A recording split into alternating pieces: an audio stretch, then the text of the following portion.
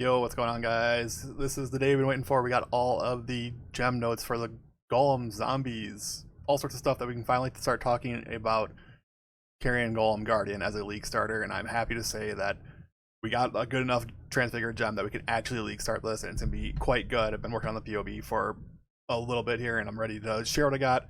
This is what I'm going to be league starting, actually. It's PoB'd super, super well. I'm really excited to play this. So I want to start first off by talking about the transfigured gems.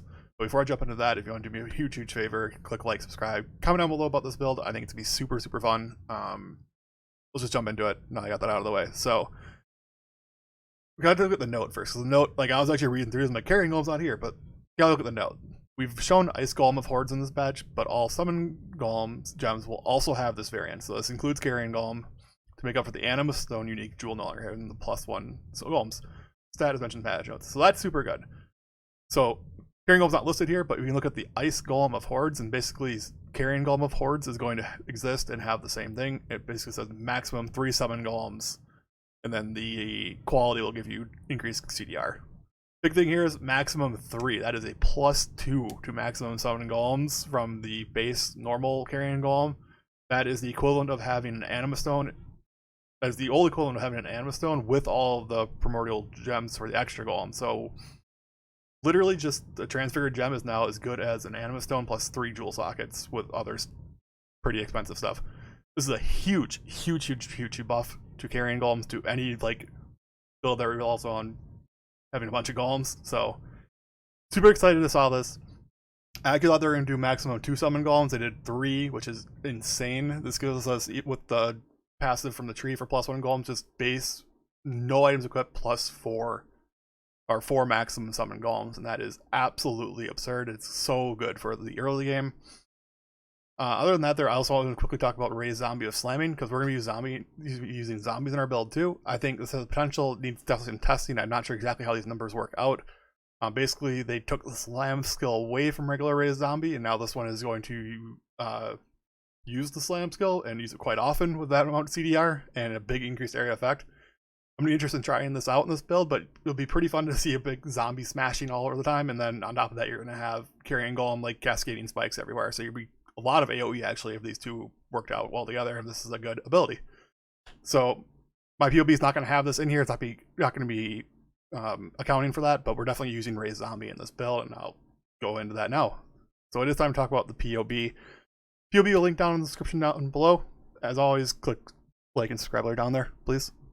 So this is my PoB. I'm going to show you the no cluster version. This is the one I really is working off of, and we have a 1 cluster, 2 cluster version. I'll flip through quickly, but I definitely want to start with this. So Carrion Golem, this is the tree.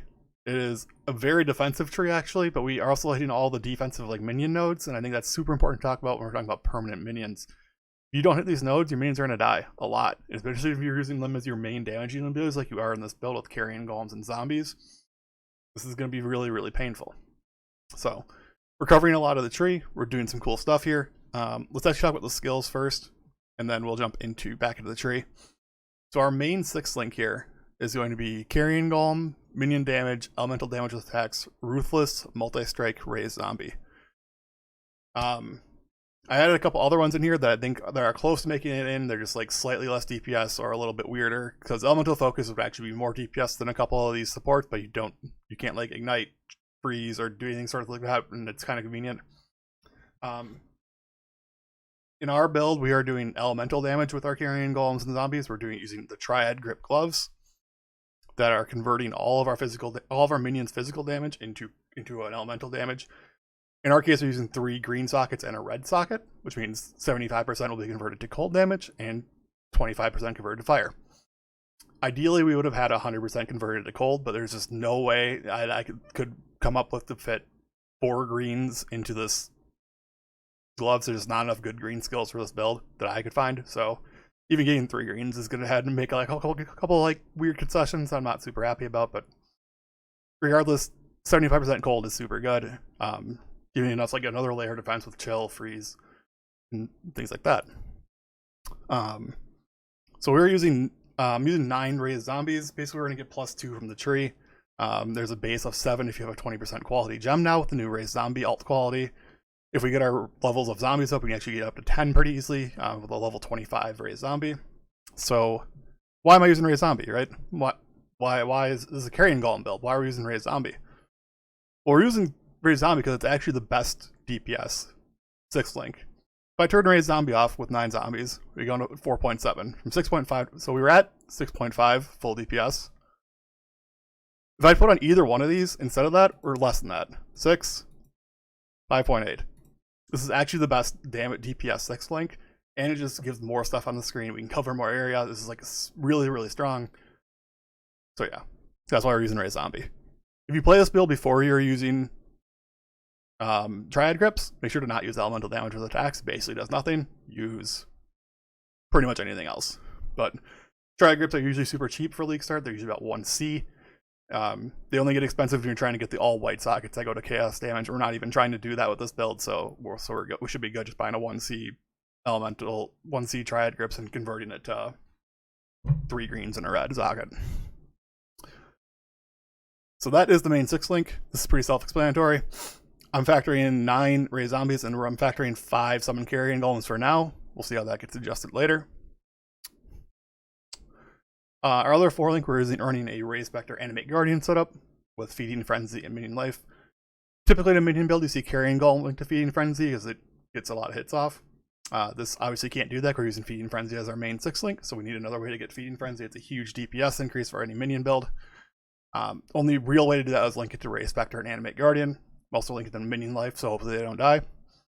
Our Raised Spectres, our Spectres that we're going to look to use. If we're using 2 of them, we're definitely using the Frenzy Monkey, the Carnage Chieftain.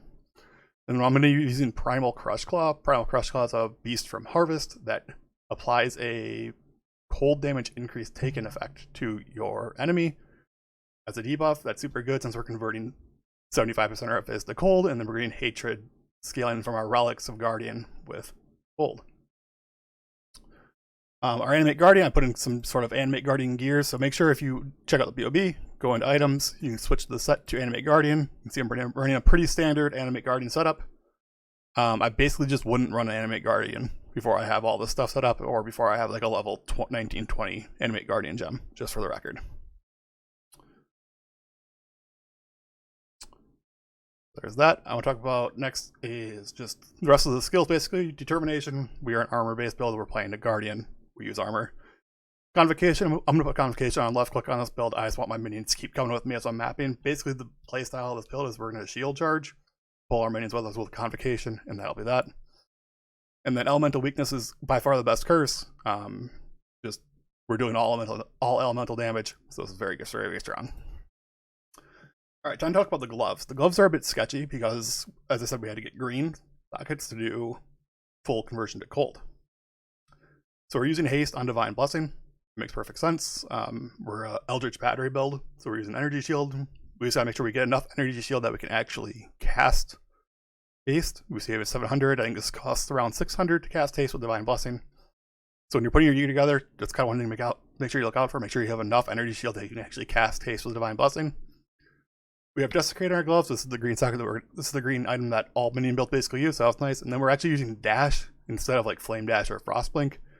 It's not as good, of course, but it is a blink skill, and other than that, we're using Shield Charge most of the time for our movement. So we just need something to kind of blink over spaces if we need to. So that's why we're using Dash, just because it's a green socket. And we needed something there. Other abilities, we're using Flesh Offering, Tempest Shield, some Skitterbots. I think these are pretty standard. Skitterbots are super strong. I wouldn't use Profane Proxy. The chill and shock effect go a long, long way in this build. I would definitely just leave them like that. Tempest Shield, Guardian scale super well, block chance. We basically have plus 25% block chance, spell and damage all the time, spell and attack all the time from our Bastion of Hope passive nodes. Tempest Shield gives us even more, and immunity to shock. Very, very nice. And then Flash Offering. So right now you've played a minion build before, but like, hey, wait a second, why isn't there a trigger wand? Why aren't we putting Desecrate, Flesh Offering, and the same weapon together? And that's because we're actually using we're not using a wand for the very, very beginning of this build. It's going to be a Clay Shaper. The downside of that is we actually have to self-cast Flesh Offering, which is very annoying, I agree. But we can worry about that. No, there's not a lot of buttons pressed on this build. Your main damaging ability is not a button. So we have time to press Flesh Offering once in a while. Other than that, what we're looking at is shield charge with faster attacks and molten shell cast when damage taken for our defensive and our movement ability. And that is the full build setup. Molten shell, I think, is super strong on cast when damage taken, especially on Guardian, because time of need. Basically, we can get a molten shell up when we lose a bunch of life, and then wait for time of need to kick in for our recovery. It's a super good combination that I've talked about a ton last league when I was thinking about the Guardian new worked ascendancy, and I think it's still very strong. And we're scaling armor, so molten shell is very, very good. So that is the main damage setup. I definitely recommend, if you are interested in playing this build, come into this PoB and check out these boxes and see what you like. If you end up starting this build like, hey, I hate raised zombie, my zombies are always dying, turn them off and click on one of these other ones. These are the two that I recommend: Elemental Focus and Hypothermia. Both these are very, very good. Not as good as raised zombie, I think, or they're just not, like, DPS wise, but you can definitely use these. And Hypothermia is nice because you have a pretty good chance to freeze, so keep that in mind if you're looking for another defensive layer. Alright, that was a lot, so let's jump into the items next. I really wanted to put this PoB together as like a tool to use so that you can progress as you go onto this build. So the default PoB you're seeing here, set of items, this is like I would install like super base, super just like jumping into maps. What are the most important things I need? You'll see most of these items don't have all their suffixes. There's like a ton of space. This is where you're gonna fill out your resistances, your chaos res, your elemental resistances, life. I put the lowest possible, like not lowest possible, like middle life rolls on everything, just so we get a really realistic view of what this build's gonna look like. And if anything, it's probably a little under what we'd expect. So we're using the Clay Shaper Unique. If Golem builds are popular, it's gonna be a little bit expensive being a league. Usually this is not very expensive. You can buy one on trade first day. It's not a super rare unique either, so it could possibly just drop for you.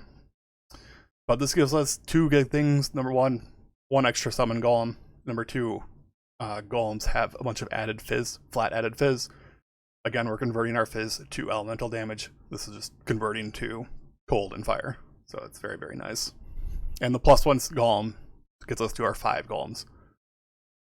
Second thing we're using is I'm using a shield. I think the defensive that a shield offers is really important. You can use a second Clay Shaper in here to go up to 6 summon Carrion Golems.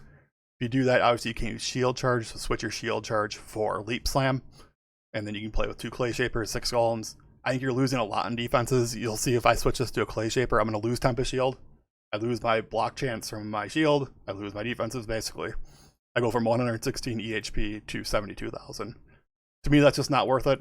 We're losing 1 Carrion Golem, which is like a bunch of damage, but I'm going to keep the shield on.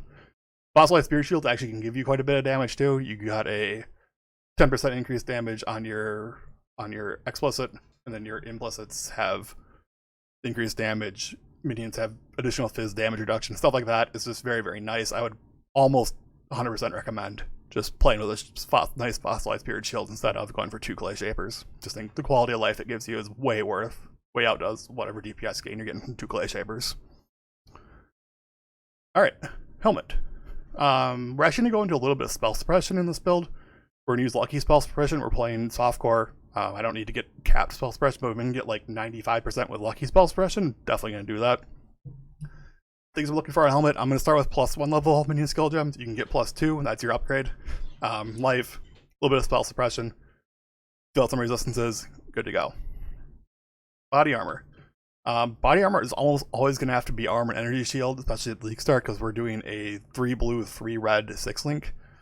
So we also need some energy shield for our Eldritch Battery, so we can cast Haste with Divine Blessing. So I put in like a super basic, just armor energy shield 6-link, put some life on it, a little bit of fizz damage reduction, and we got this. Obviously, there's a ton of stuff, implicits to fill in here, so make sure to do that. Gloves, Triad Grip. This is like not negotiable. This is just part of the build. Boots, again, life, move speed, spell suppression. Again, I put in super mid rolls, really mid life, like T3 spell suppression. Fill in your suffixes.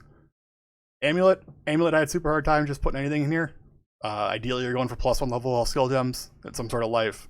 And then your attributes resistances filled out. 2 bone rings. I want to make super clear that having the plus elemental resistances on your bone rings is super important. It gets your minions to res cap, so you want to make sure they're alive again. Looking on this, we're looking to have some sort of minions that have increased attack, cast speed, damage, spell resistances, life if you need it. The other unique we're using in this build is Darkness Enthroned. I recommend farming this out yourself. Abyss is pretty easy, and we want to try to go for something that has like 90 plus increased effect. This one has 75. That's a mid roll. It can roll between 50 and to 100. 90 plus gets you into a really good spot. I threw in some really generic Ghastly Eye Jewels with just have life and plus increased damage using minion skill recently. Convocation's a minion skill. We have it on left click, so we're using it all the time. This is essentially just minions deal 80% increased damage. Other than that, Ruby's Concoction is pretty much a go-to on any block-based build. You can get a perfectly rolled one relatively cheaply, or you can get really close to perfect for really cheap, so keep that in mind. Threw in some random flasks, and then I filled out the rest of our jewels with that same really generic Ghastly Eye Jewel. If you're looking for additional rolls on your Ghastly Eye Jewel, you're looking for additional added fizz or additional added cold damage, or minions have increased attack, cast speed, are all very nice. You can also use a little bit of extra accuracy. I think on this build we're at like 97% accuracy for our minions. So if one of your Ghastly Eye Jewels have minions have increased accuracy, you get to 100%. Definitely recommend. That's basically just like a 3% more damage increase. So look out for those as well, just for one of those. Other than that, I added a ton of different items in here that I think you should definitely recommend checking out and playing through with the PoB. So one thing I've been wanting to do is I added like a mid-tier version of a wand and then a GG like end-game version of a wand that has all the stats that I'm looking for. Basically, you can go through and try to figure out when the break point is for when should I drop Clay Shaper and go to a wand, and when does the damage change. So for example, if I put on my mid wand here, sweet, my damage went up, but actually I lost one Carrion Golem, so I gotta go to my skills and go down to 1. Okay, I'm dealing about the same amount of damage. Is that really worth it? Because that wand is still pretty expensive. So I'll probably just keep using Clay Shaper. The nice thing, wand can do the trigger craft, so you can automate your flesh offering, but keep that in mind. By the time you can get to the GG wand with +2 minion gems, 80% increased damage, increased attack speed, you're definitely going to want to do this. This is where you're way past like the point of there comes a point where you're going to have better golems than more golems. So you kind of use this as a cheat sheet to figure that out. Same thing with Fossilized Spirit Shield. I added in a second like end game Spirit Shield. Basically all I do is add +1 level of minion skill gems on Fossilized Spirit Shield. It's really nice, but you can see this is a big upgrade for damage as well. And you can basically do that with any piece of gear. I added a couple of new pieces of gear to the build, uniques as well, that I think are interesting to me, worth looking into. One of those is Replica Covenant Spider Silk Robe. I think this is going to be very rare and very expensive, so there's no way I'm going to put it into a League Start PoB.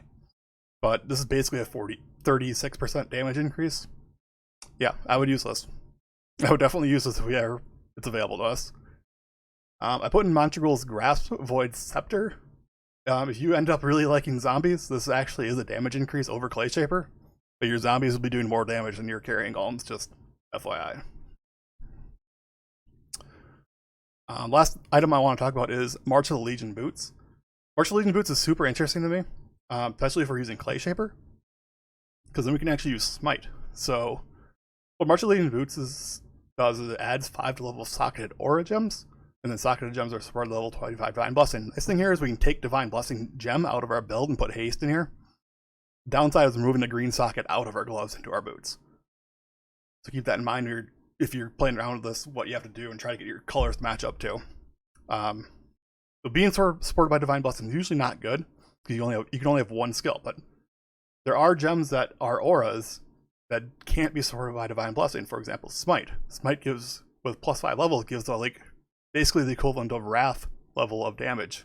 So using a Clay Shaper, it's a melee attack. You can just cast Smite into the ground, and you are suddenly given an aura to all your minions. That's basically it's on average 200 lightning damage per attack. It's really, really nice. Definitely something to look into. The other thing is some Skitterbots can be socketed here as well to give it +5 levels, and it can't be supported by Divine Blessing. So there's some cool things you do with March of the Legion. I'm definitely going to be testing and playing around with this come League Start and a little bit after League Start, but there's some cool things you can do here. Downside of March of the Legion, Smite, for example, doesn't work with a wand. So once you go to a wand-based minion build, you're no longer using March of the Legion because you use smite, and you really are losing a lot of the benefits this gives you. Okay. So that is all the skills. That is all the items I'm talking about. Let's go over the trees. So this is my base tree. One of the things I'm doing is I'm using this wheel over here for spell suppression to get lucky spell suppression. Basically, if you get to like 50% spell suppression, that's like being at 80%, I think, with lucky spell suppression. And then somewhere around like 70-ish% spell suppression, it accounts for it to be at like 95% with lucky. Basically, lucky means you roll twice. So the game does like a micro calculation to figure out it'll roll your chance to spell suppress twice. There's a cool like inverted chart you can look into it that talks about the breakpoints on this, but I think it's around 75%, gets you to like 95% with lucky. So that's really good for softcore. If you're playing hardcore, you want all the spell suppression, but it's very nice. I'll talk about a little bit of the masteries. Convocation, increased CDR is definitely necessary in this build. The way this build plays again is we're shield charging, just pulling our minions with us so they can just clear as we're shield charging forward. Increased area effect is great for Sentinel of Radiance. It is also great for your golems because they do a AoE like spikes attack. Penetrate, cursed elemental resistances is good for bossing. We're using elemental weakness. Basically, we just tack on 8 more. It's basically just like an 8% or 5% DPS increase, so it's very good. And then plus 250 accuracy rating, we do need this. Carrion golems and zombies both can't get to full accuracy, even with just the Grave Pact wheel, so make sure to have that. Last thing to note on this tree is that we are anointing Death Attunement for +1 zombie, +1 Spectre. This gets you to 3 Spectres. I would throw in a defensive Spectre, probably like Wild Bristle Matron. That's my 3rd Spectre to go along with Carnage Chieftain and Primal Crush Claw. Alright, next I want to talk about the second, or the 1 cluster setup. Basically, we just cut a few abilities over here, and we have a cluster jewel. As you can see, our DPS went about 1 million DPS. And actually adding a small cluster jewel, this is Enduring Composure. This is like my favorite tech and Guardian abilities. Basically, since you're blocking, blocks count as hit. So every time we get hit, you gain an endurance charge.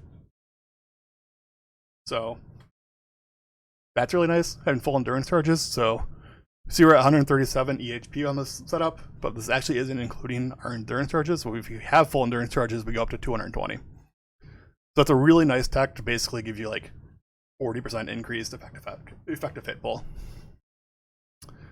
So not much changes with that.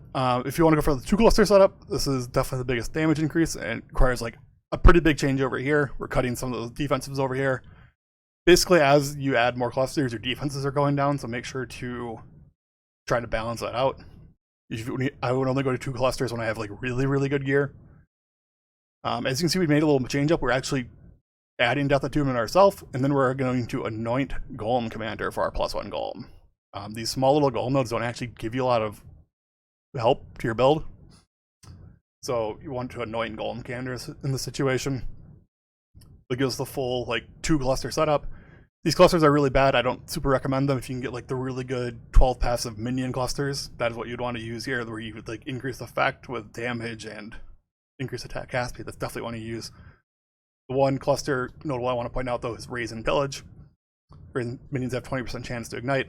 You deal 20% increased damage with hits against ignited enemies, so the big damage increase. And then 6% of Fizz converted to extra fire. That's basically a 6% more damage because we're dealing Fizz that's being converted already. This gives us like extra fire damage. So very, very nice. So those are the trees. I'm gonna switch it back to the base tree. And we're gonna talk about the jewel sockets, because there's a couple unique jewels I added as well. Fortress Covenant and Cooking Covenant are both about 5% DPS increases. If you get a mid to high roll, it's like 5 to 7% DPS increase. Both are pretty good. I would recommend Fortress Covenant just because it gives your minions a chance to block, which really helps their defenses as well. The other thing about minion defenses, if you find yourself having problems with your minions dying a lot, you can spec into drop some of the passives, figure it out to spec into Decay Ward.